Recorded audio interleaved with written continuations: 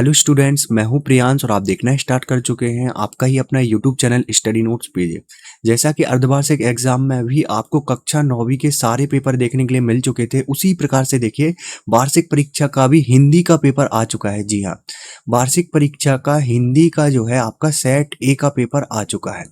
Proof के लिए यहाँ पे देखिए ये सील लगी हुई है और यहाँ पे मैं नीचे करूंगा तो यहाँ पे देखिएगा सेट ए का ये पेपर है। कुछ इस प्रकार से ये कोड है और यहाँ पे आप देख सकते हैं ये आपका बार कोड है। ठीक है, तो यही क्वेश्चन पेपर जो है आपको आपके एग्जाम में देखने के लिए मिलने वाला है। ठीक है, और आपका जो एग्जाम है वो जैसे ही बोर्ड एग्जाम समाप्त होगा उसके बाद डायरेक्टली आपका एग्जाम स्टार्ट हो जाएगा। तो आपके पास भी बिल्कुल भी समय नहीं है, क्योंकि देखिए दिसंबर आपका निकल चुका है, ओनली जनवरी है, फरवरी एंड में आपके एग्जाम स्टार्ट हो जाएंगे। ठीक है, तो अभी के अभी इस वीडियो को लाइक करिए, चैनल को सब्सक्राइब करिए और यही का यही एग्जैक्टली पेपर जो है आपके एग्जाम में आने वाला है। तो यहाँ पे देखिएगा जो रोल नंबर, यहाँ पे जैसे ही आपको पेपर मिलेगा तो यहाँ पे अपना जो आपका रोल नंबर रहेगा, जैसे 401 कुछ जो रहता है आगे, वो पूरा आपको यहाँ पे भर लेना होगा। ठीक है, यहाँ पे और देखिए आपको यहाँ पे रोल नंबर भरना अनिवार्य रहता है, वरना एग्जामिनर आपको यहाँ पे जो है कक्षा 9वीं के जो वार्षिक एग्जाम है उससे बाहर भी कर सकता है। जी हाँ, और पेपर पे कुछ भी मत लिखना। ठीक है, पेपर पे कुछ भी टिक मत लगाना, क्योंकि मैं पहले ही आपको बता दे रहा हूँ संपूर्ण पेपर, तो आपको देखिएगा बिल्कुल भी समस्या नहीं आएगी। चलिए आप सभी प्रश्न देखना स्टार्ट करते हैं। कुछ निर्देश रहेंगे सामान्य, जो कि आपको कुछ इस प्रकार से रीड कर लेने होंगे। पहला प्रश्न है, यहाँ पे देखिएगा सही विकल्प चुन करके हमें लिखने थे, जिसमें कि पहला प्रश्न है मृत्यु का तरल दूत कौन था। ठीक है, मृत्यु का तरल दूत कौन था, आपकी पाठ्य पुस्तक हिंदी में ये पाठ है। ठीक है, उसी में देखिए ये जो वाक्य आता है, तो इस वाक्य में पूछा गया है मृत्यु का तरल दूत कौन था। तो देखिए उस पाठ में जो है बाढ़ का जो पानी है उसको ही मृत्यु का तरल दूत बताया गया है। ठीक है, क्योंकि बाढ़ के पानी से जो है सभी अपाहिज हो जाते हैं, सब कुछ छोड़ के भागना पड़ता है, इसलिए कवि ने मृत्यु के तरल दूत से बाढ़ के पानी की तुलना की है। ठीक है, इसके बाद अपन आगे बढ़ेंगे। दिया गया है माता पिता में कौन सा समास है। तो देखिए समास जो होता है यहाँ पे देखिएगा दोनों में संबंध है। ठीक है, माता फिर पिता, तो इसमें जो है सही आंसर आपका हो जाएगा द्वंद्व समास। ठीक है, खा नंबर वाला आप लगा लेना, द्वंद्व समास होता है, इसका करेक्ट आंसर हो जाएगा। इसके बाद अपन आगे बढ़ेंगे। किस जानवर को कभी क्रोध नहीं आता है। तो कौन सा जानवर है, देखिए गधा जो जानवर है उसको कभी क्रोध नहीं आता है, आपकी पाठ्य पुस्तक हिंदी के अनुसार। ठीक है, आपकी जो पाठ्य पुस्तक हिंदी है उसके अनुसार देखिएगा गधा जो जानवर है उसको कभी भी क्रोध नहीं आता है। हमेशा जो है गधा अपने ऊपर बोझ लेके चलता है, पूरा वजन रख के चलता है। ठीक है, और उसको कभी भी क्रोध नहीं आता है। ठीक है, इसके बाद नेक्स्ट है आपका चौथा, काव्य की शोभा बढ़ाने वाले तत्व को क्या कहते हैं। तो अलंकार बोलते हैं। ठीक है, काव्य की शोभा जो तत्व बढ़ाता है उसको अलंकार बोला जाता है, अलंकार की परिभाषा है। तो ये आपको ग नंबर वाला ऑप्शन लगा लेना है। इसके बाद नेक्स्ट है आपका ग्रामश्री कविता के रचनाकार कौन है। तो ग्रामश्री कविता जो है सुमित्रा नंदन पंत जी द्वारा लिखी गई है। ठीक है, ग्रामश्री कविता। नेक्स्ट है आपका रसखान का जन्म, रसखान कहाँ जन्म लेना चाहते थे। तो रसखान जो है वो हमेशा ब्रजभूमि में जन्म लेना चाहते थे, क्योंकि इनका जो प्रेम है वो हमेशा श्री कृष्ण के प्रति रहा है, इसलिए ब्रज जो है जहां पर श्री कृष्ण जी का जन्म हुआ है, ठीक है, वहां पर ये रहना चाहते थे। उन्होंने कीड़ा की हुई है वहां पे, इसलिए इनका यहाँ सपना था कि वहीं पे वो रहें। ठीक है, देख लीजिए सेट ए का पेपर है, यहाँ से आप मैच भी कर सकते हैं कोड। इसके बाद अपन आगे बढ़ेंगे, रिक्त स्थानों की तरफ देखेंगे। ठीक है, तो मेरे संग की औरतें लेखिका किस लेखिका द्वारा लिखी गई हैं। तो ये जो है मृदुला गर्ग जी द्वारा लिखी गई है। ठीक है, मृदुला गर्ग आपको लगा लेना इसका आंसर। रचना के आधार पर वाक्य कितने प्रकार के होते हैं। तो देखिए 3 प्रकार के होते हैं। कितने प्रकार के, 3 आपको यहाँ पे भर देना होगा। नेक्स्ट है आपका जूता खालिस्तान से हमेशा कीमती होता है। तो देखिए जो पाठ्य पुस्तक में आपको बताया गया है वो जूता हमेशा जो है किस पाठ्य पुस्तक से लिया गया, आप सभी को पता होगा, जूता और टोपी। तो यहाँ पे टोपी जो है वो टोपी से जो है हमेशा क्या होता है, वो कीमती होता है। तो यहाँ पे आप टोपी भर देना।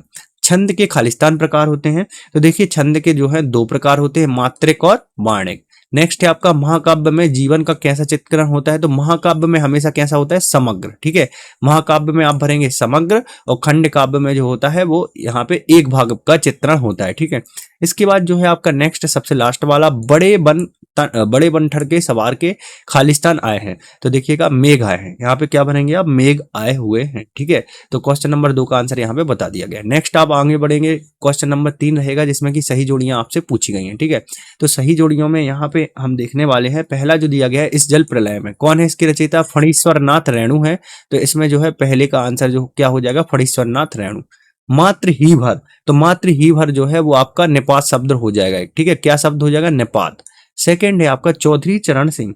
तो चौधरी चरण सिंह जो है वो आपके पूर्व प्रधानमंत्री थे, ठीक है। चौधरी चरण सिंह कौन थे? पूर्व प्रधानमंत्री। प्रेमचंद जी, तो प्रेमचंद जी द्वारा जो है लहमी लिखा गया है, ठीक है। लहमी जो है वो प्रेमचंद जी की रचना है, तो ये प्रेमचंद जी भर देंगे आप इसमें। श्रृंगार रस, तो श्रृंगार रस का हमेशा स्थायी भाव क्या होता है? रति होता है, तो आपको इसमें भरना होगा रति। अब लास्ट जो बचा हुआ है लह लह पालक, तो जो है ये शब्द है ये किससे संबंधित है? तो ये जो है मह धनिया से संबंधित है। तो क्वेश्चन नंबर 6 का आंसर कुछ इस प्रकार से हो जाएगा। ये दो जो है आपको भटकाने के लिए दिए गए थे, ठीक है। तो कुछ इस प्रकार से जो है आपको सही जोड़ियों का मिलान करना था। इसके बाद अपन आगे बढ़ेंगे, एक वाक्य एक शब्द में उत्तर, ठीक है। तो एक वाक्य एक शब्द में उत्तर जो दिया गया है पहला, आपके पाठ्यक्रम में फणीश्वर नाथ रेणु की रचना कौन सी है? तो देखिए इन्होंने जो है फणीश्वर नाथ रेणु जी ने इस जल प्रलय में लिखा हुआ है, ठीक है। यहाँ पे भरना है आपको इस जल प्रलय में, ठीक है। तो यहाँ पे आप भर लीजिएगा इस जल प्रलय में, कुछ इस प्रकार से, ठीक है। इस जल प्रलय में आपको भरना है, ये इनकी रचना है। नेक्स्ट है आपका अंधकार का तद्भव क्या है? तद्भव शब्द क्या है? तो अंधेरा हो जाएगा, ठीक है। इसमें क्या भरेंगे आप? अंधेरा, कुछ इस प्रकार से आपको अंधेरा भरना है। नेक्स्ट है आपका तारे गिनना का अर्थ क्या है? तो तारे गिनने का अर्थ होता है नींद ना आना, ठीक है। तारे गिनने का अर्थ क्या हो जाएगा? नींद ना आना, ठीक है। नेक्स्ट है आपका, यहाँ पे आगे बढ़ेंगे अपन, सांवले सपनों की याद, लेखक का नाम क्या हो जाएगा? तो जाकिर हुसैन हो जाएगा। क्या हो जाएगा? जाकिर हुसैन। नेक्स्ट है आपका दोहा छंद में कितनी मात्राएं होती हैं? तो 24 मात्राएं होती हैं, ठीक है। कितनी मात्रा होती है? 24। रसखान किसके भक्त थे? तो रसखान जैसा कि आप सभी को पता ही होगा श्री कृष्ण जी के भक्त थे। किसके थे? श्री कृष्ण जी के भक्त। तो इसमें आपको श्री कृष्ण जी भर देना। इसके बाद अपन आगे बढ़ेंगे, सत्य सत्य यहाँ पे हमें चुन करके लिखने थे, ठीक है। तो सत्य सत्य में पहला दिया गया है हमें, शंकर लड़कियों के छात्रावास में ताक झांक करता रहता था। तो देखिए पाठ्य पुस्तक के हिसाब से एकदम करेक्ट हो जाएगा, वो यहाँ पे उसी प्रकार का लड़का था और छात्रावास में ताक झांक करता रहता था। लेखिका मृदुला गर्ग की परदादी लीक पर रहती थी। तो देखिए वो लीक पर नहीं रहती थी, तो ये असत्य हो जाएगा। रात दिन में तत्पुरुष समास है, तो देखिएगा ये भी असत्य हो जाएगा, ठीक है। तत्पुरुष समास नहीं है इसमें। हरिवंश परसाई का जन्म मध्य प्रदेश में हुआ था, तो ये जो है आपका सत्य हो जाएगा। जहां नायक नायिका के विरह का वर्णन हो वहां संयोग श्रृंगार होता है, तो ये जो है आपका असत्य हो जाएगा, ठीक है। इसमें संयोग श्रृंगार नहीं होता। माखनलाल चतुर्वेदी को देश की आजादी के लिए जेल जाना पड़ा था, एकदम सत्य है, ठीक है। तो कुछ इस प्रकार से जो है आपके यहाँ पे एक वाक्य एक शब्द वाले उत्तर समाप्त हो चुके हैं। अब चलिए मैं आपको क्वेश्चन नंबर 6 से आगे बताने से पहले आपको बताना चाहूंगा कि इसकी जो पीडीएफ है वो हमारे द्वारा बना ली गई है, ठीक है। तो पीडीएफ जो है आपको किस प्रकार से मिलेगी, चलिए मैं आपको बता देता हूँ, ठीक है। पीडीएफ को डाउनलोड करना है तो सबसे पहले अपने मोबाइल में देखिएगा आपको गूगल ओपन करना होगा। गूगल ओपन करने के बाद यहाँ पे आप लिखेंगे स्टडी नोट्स पीजे, ठीक है। क्या लिखेंगे? स्टडी नोट्स पीजे, कुछ इस प्रकार से studynotespj.com दिखेगा। studynotespj.com पर आपको क्लिक कर देना होगा, जैसे ही पहला रिजल्ट दिखेगा, ठीक है। फिर आपको एक वेबसाइट दिखेगी, ठीक है। तो इसमें देखिए ऊपर से आपको नीचे आना है और यहाँ पे देखिएगा जॉब बाय क्वालिफिकेशन का एक सेक्शन, इसमें एमपी बोर्ड दिखेगा, इस पर आपको क्लिक कर देना होगा। जैसे ही आप इस पर क्लिक करेंगे यहाँ पे लिखा भी हुआ है वार्षिक परीक्षा पेपर 2024, ठीक है। अब हमें देखिएगा कक्षा 9वीं का जो है हिंदी का सेट क्रमांक 1 चाहिए है, ठीक है। तो कक्षा 9वीं के नीचे उसके सेट लिखे हुए हैं, उसके सामने उसका सब्जेक्ट है। तो यहाँ पे देखिए set A, set B, set C और सेट डी। तो देखिए अभी सिर्फ सेट ए आया है, जैसे ही बी सी डी आएगा तो यहाँ पर लिंक एक्टिवेट हो जाएगी। अभी के लिए हम सेट ए डाउनलोड करने आए हैं, तो सेट ए पे हम क्लिक कर देंगे, यहाँ से बंद करेंगे। फिर नीचे आने के बाद देखिएगा हमें संपूर्ण पेपर जो है वो कुछ इस प्रकार से देखने के लिए मिल जाएगा। तो यहाँ से आप पेपर की पीडीएफ को डाउनलोड कर लेना, और हमें चाहिए था सॉल्यूशन, ठीक है। हम सॉल्यूशन डाउनलोड करने के लिए आए हुए हैं। तो सबसे नीचे आएंगे हम, देखिएगा स्क्रॉल करते जाएंगे और सबसे नीचे पहुंचेंगे सॉल्यूशन के लिए, स्क्रॉल करेंगे यहाँ पे, थोड़ा और नीचे आएंगे, ठीक है। थोड़ा और नीचे आने के बाद यहाँ पे देखिएगा हमें जो है लिंक देखने के लिए मिलने वाली है। देखिए टोटल हमें यहाँ पे जो है 25 सेकंड का टाइम मिलता है, ठीक है। यहाँ पे 25 सेकंड रुकना होता है, फिर एक हरे कलर का डाउनलोड का बटन आ जाता है कुछ इस प्रकार से। जैसे ही मैं इस पर क्लिक करूंगा और यहाँ पे देखिएगा आप, ये जो है सॉल्यूशन की पीडीएफ यहाँ पे डाउनलोड हो चुकी है, ठीक है। दिख रहा है आपको? तो यहाँ पे देखिए जो भी आंसर्स मैंने यहाँ पे बताए हुए हैं आप सबको, इसको मैं थोड़ा सा बड़ा कर लेता हूँ और इसको मैं डाउनलोड कर लेता हूँ, ठीक है। इसको डाउनलोड करने के बाद आपको दिखाऊंगा। देखिए ये डाउनलोड हो चुकी है, इसको ओपन करेंगे हम, ठीक है। इसको ओपन करने के बाद यहाँ से हम जूम कर लेते हैं और आपको दिखाते हैं। देखिए सभी प्रश्नों के उत्तर प्रश्न क्रमांक 1 का जो मैंने आपको बताया था, 2 का, 3 का, 4 का और 5 का। अब इसके बाद जो है हम यहाँ से प्रश्न क्रमांक 6 के उत्तर भी देखेंगे, ठीक है। तो प्रश्न क्रमांक 6 में क्या पूछा गया है आपसे, यहाँ पे देखिएगा प्रश्न क्रमांक 6 है आपका, नई कविता के 4 प्रमुख कवियों के नाम, उनकी 2-2 रचनाएं, ठीक है, लिखनी है। टोटल 2 अंक का क्वेश्चन है। तो इसका आंसर हम यहाँ से देखेंगे, ठीक है। जैसे ही हम यहाँ पे आएंगे, देखिए नई कविता के 4 प्रमुख कवियों के नाम दिए गए हैं, ठीक है, और उनकी रचनाएं भी दी गई हैं। इसके बाद इसका अथवा देखेंगे। अथवा दिया गया है निर्गुण भक्ति काव्य की प्रमुख विशेषताएं हमें बतानी थी। तो इसका भी आंसर देख लेंगे हम। देखिएगा, निर्गुण भक्ति काव्य की प्रमुख विशेषता कुछ इस प्रकार से हो जाएंगी, यहाँ पे देख लीजिए आप। तो ये भी आपको यहाँ पे लिखनी है। इसके बाद नेक्स्ट क्वेश्चन जो हमें दिया गया है, इस संसार में सच्चा संत कौन कहलाता है। तो यहाँ से आंसर देखेंगे हम, इस संसार में सच्चा संत कौन कहलाता है। देखिएगा, कुछ इस प्रकार से यहाँ तक ये आंसर हो जाएगा। इसके बाद अथवा जो दिया गया है, अथवा क्वेश्चन देख लेते हैं क्या पूछा गया था। अथवा में पूछा गया है, कवि सुमित्रानंदन पंत ने गांव को हरता जनमन क्यों कहा है। तो इसका आंसर आप देख लीजिए, कुछ इस प्रकार से आप करेंगे, ठीक है। कवि ने क्यों बोला है गांव को हरता जनमन, यहाँ से आप लिखना स्टार्ट करेंगे और यहाँ तक आपको लिख लेना है, नीचे तक, ठीक है। इसके बाद है क्वेश्चन नंबर 8 देख लेंगे हम। कवि का ब्रज के वन बाग और तालाब निहारने के पीछे क्या कारण है, ठीक है। तो इसका आंसर भी आप यहाँ से लिखना स्टार्ट करेंगे और ललायत है तक पूरा आंसर हो जाएगा। अथवा देख लीजिए आप, इसी का अथवा दिया गया है मेघ आय वाला क्वेश्चन। देखिएगा, मेघ आए हैं कविता में जिन रीति रिवाजों का मानविक चित्रण हुआ है उनका वर्णन करना था। तो देखिए, कुछ इस प्रकार से आप इसका वर्णन कर लेंगे, ठीक है।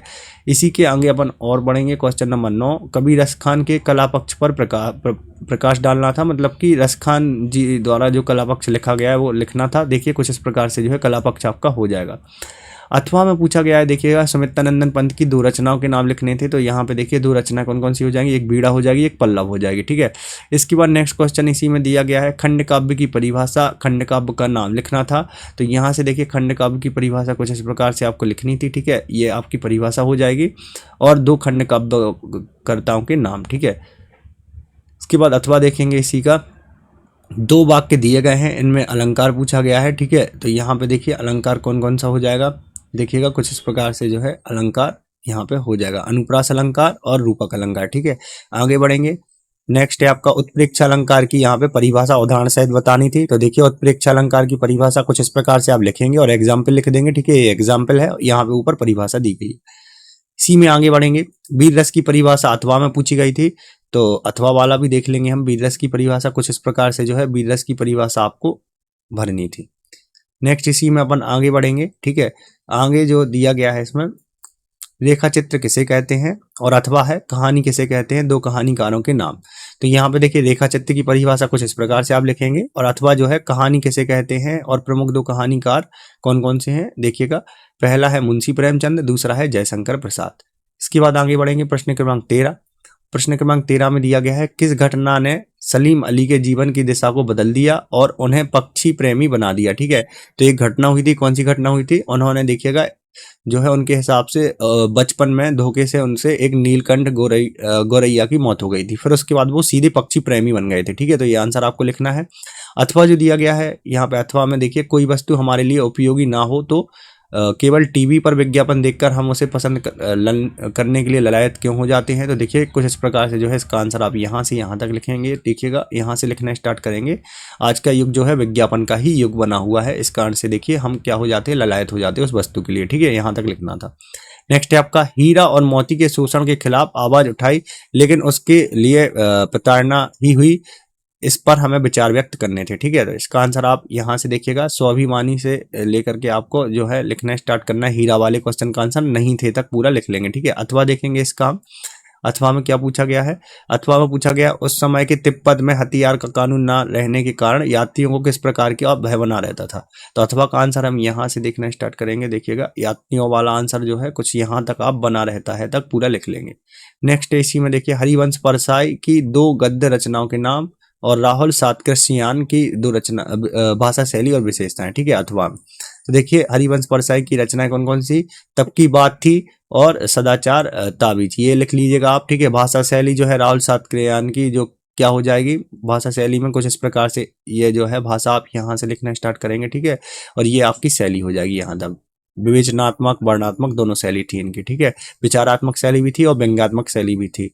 इसके बाद अपन आगे बढ़ेंगे। क्वेश्चन नंबर 16 जो दिया गया है उसको देखेंगे। देखिएगा, 16 में दिया गया है, कुछ शब्द दिए गए हैं तो तद्भव शब्द अलग करने, जैसे कि मुख्य, सूखा, श्यामल, घोड़ा, इसमें तद्भव शब्द हमें अलग करने थे। तो देखिएगा, कुछ इस प्रकार से जो है तद्भव शब्द अलग हो जाएंगे, ठीक है।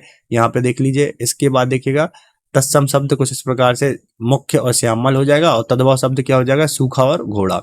अथवा जो दिया गया है, अथवा देखेंगे हम इसी में, अथवा में देखिएगा समास विग्रह करना था नवग्रह और राम श्याम का, तो समास विग्रह क्या हो जाएगा, राम श्याम, और देखिएगा इसमें जो है द्वंद्व समास है और ऊपर वाले में द्विगु समास है। ठीक है, क्वेश्चन नंबर 17 दिया गया है, जो कि आपका यहाँ पे देखिएगा जो है आपका यहाँ पे तर्क वितर्क, डराने धमकाने उपदेश दबाव डालने की जगह सजगता से किसी को भी राह पर लाया जा सकता है, तो इसका जो है तर्क सहित उत्तर लिखना था। तो देखिएगा किस प्रकार से आप तर्क सहित उत्तर लिखेंगे। यहाँ से आप लिखना स्टार्ट करेंगे, डराना से उन्होंने पा लिया तक पूरा लिखेंगे, फिर यहाँ पे देखिए आई तक ये पूरा आपको लिखना है। ठीक है, अथवा जो दिया गया है, रीढ़ की हड्डी एकांकी का उद्देश्य क्या था, तो देखिएगा ये जो है आपको मन से करना है। ठीक है, जो रीढ़ की हड्डी वाला प्रश्न दिया गया ये अथवा है। ठीक है, ये आप ढूंढ लीजिएगा। इसके बाद है 18वां क्वेश्चन, जिसमें कि संदर्भ और प्रसंग पूछे गए हैं। ठीक है, तो ये देखिए पहला जो दिया गया है संदर्भ प्रसंग के लिए गद्यांश कुछ इस प्रकार से, तो देखिए ये संदर्भ लिखेंगे आप पहले वाले का, फिर प्रसंग लिखेंगे, फिर देखिए भावार्थ लिखेंगे। भावार्थ लिखने के बाद काव्य सौंदर्य हमेशा लिखना है। ठीक है, दोनों जो पॉइंट हमेशा लिखने हैं, तो ध्यान से आप लिख लीजिए। ठीक है, इसके बाद 19वां क्वेश्चन जो दिया गया है, मुझे लगता है वाला, ये भी जो है आपका क्या है, गद्यांश है। ठीक है, तो यहाँ पे देखिए संदर्भ हो गया आपका, प्रसंग हो गया और व्याख्या हो गई, कुछ इस प्रकार से आपको लिखनी थी। इसके बाद देखिएगा 20वां जो दिया गया है, 20वां पे आएंगे अपन सीधे। ठीक है, 20वां जो दिया गया है, विद्यालय में खेल के मैदान में एक बैग मिला है जिसमें पुस्तकें और कुछ यहाँ पे रुपए हैं, तो उसका विज्ञापन लिखना है। ठीक है, तो मिला है तो क्या करेंगे, विज्ञापन लिखेंगे कि हमें मिला है, जिसका भी है प्रूफ देकर ले जाएगा। ठीक है, तो कुछ इस प्रकार से जो है एप्लीकेशन आपको लिखनी चाहिए। इसके बाद देखिएगा यहाँ पे कुछ इस प्रकार से जो है नेक्स्ट क्वेश्चन देखेंगे हम, यहाँ पे आएंगे स्वच्छ भारत मिशन वाला जो इसी में दिया गया है। स्वच्छ भारत मिशन अभियान पर एक अनुच्छेद लिखना था, तो किस प्रकार से आप लिख सकते हैं स्वच्छ भारत मिशन पर, देख लीजिए कुछ इस प्रकार से निबंध टाइप से लिखना था। ठीक है, महात्मा गांधी से लेकर के सजग हो गए हैं तक लिखेंगे आप। ठीक है, इसके बाद 21वां प्रश्न जो दिया गया है इसी में देखिएगा, एक गद्यांश दिया गया है। ठीक है, इसके क्वेश्चन दिए गए हैं, तो इन क्वेश्चन के आपको आंसर देने थे। उपरोक्त का शीर्षक और यथार्थ मनुष्य कैसे कहा है, और भावार्थ की रचना क्या है। ठीक है, ये जो गद्यांश होते हैं वैसे तो आपको स्वयं से करनी चाहिए, बाकी आपको आंसर मैं दिखा दे रहा हूँ किस प्रकार से आपको करने थे। यहाँ पे देखिएगा गद्यांश शीर्षक हो जाएगा मानव और मानवता। ठीक है, प्रश्न जो पूछा गया है मनुष्य ही जो है, इसका यथार्थ मनुष्य आंसर सही हो जाएगा। तीसरा कुछ इस प्रकार से, और भावार्थ कुछ इस प्रकार से आप लिखेंगे। ठीक है, इसी में अथवा में भी देखिएगा गद्यांश दिया गया था, तो इसका जो शीर्षक है वो देखिएगा, शीर्षक हो जाएगा श्रम की महत्वता, कुछ इस प्रकार से जो है सेकंड और थर्ड का आंसर आपको करना था। ठीक है, इसके बाद देखिएगा 21वां प्रश्न फिर से दिया गया है एप्लीकेशन से, 22वां प्रश्न एप्लीकेशन से संबंधित प्राचार्य महोदय को पत्र लिखना है जिसमें विद्यालय की खेल सामग्री की समुचित व्यवस्था कराएं वो। ठीक है, खेल सामग्री है नहीं, समस्या जा रही है छात्रों को, तो इसलिए प्राचार्य पूरा जो खेल का सामान है वो यहाँ पे निकलवाएं। तो यहाँ पे देखिए सेवा में से लेकर के यहाँ पे व्यवस्था हेतु तक ये पूरा लिखेंगे आप, और यहाँ पे देखिएगा हमारे से लेकर के कष्ट करें तक पूरा आपको लिखना है। ठीक है, कुछ इस प्रकार से, जिसमें नाम आया है अनुज्जैन वो भर देंगे आप। ठीक है, इसके बाद देखिएगा प्रथम श्रेणी में उत्तीर्ण होने पर मित्र को बधाई देनी थी, वो प्रथम श्रेणी में उत्तीर्ण हुआ है तो उसको बधाई देनी है। ठीक है, तो अपन को क्या बताना है कि हमें एक विज्ञापन में पता चला कि आप प्रथम श्रेणी में आए हैं, इसलिए आपको पत्र लिख करके हम बधाई दे रहे हैं, ये आपको लिखना था। प्रश्न क्रमांक 23 है, मेरा प्रिय खेल बैडमिंटन से संबंधित जो है आपका जो है निबंध मैं बता रहा हूँ आपको, बाकी 4 निबंध और पूछे गए हैं, तो ये पहले निबंध देख लें आप, फिर वो चारों निबंध हम बता दे रहे हैं कौन कौन से हैं। ठीक है, ध्यान से देख लीजिए, ये निबंध है आपका पूरा, यहाँ तक जो है उपसंहार तक जो है पूरा निबंध आपका बैडमिंटन तक हो जाएगा।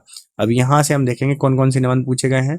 भारत की बढ़ती जनसंख्या, मेरा प्रिय खेल, 21वीं सदी भारत और राष्ट्रभाषा हिंदी। तो इतना आपका जो है पेपर आपको देखने के लिए मिलेगा, पूरा पेपर आप सॉल्व कर लें। ठीक है, 75 में से 75 अंक लाएं। इस वीडियो को लाइक करें, पीडीएफ आपको studynotespj.com पर मिलेगी। चैनल को इस वीडियो को ज़्यादा से ज़्यादा शेयर करें कक्षा 9वीं के विद्यार्थियों तक।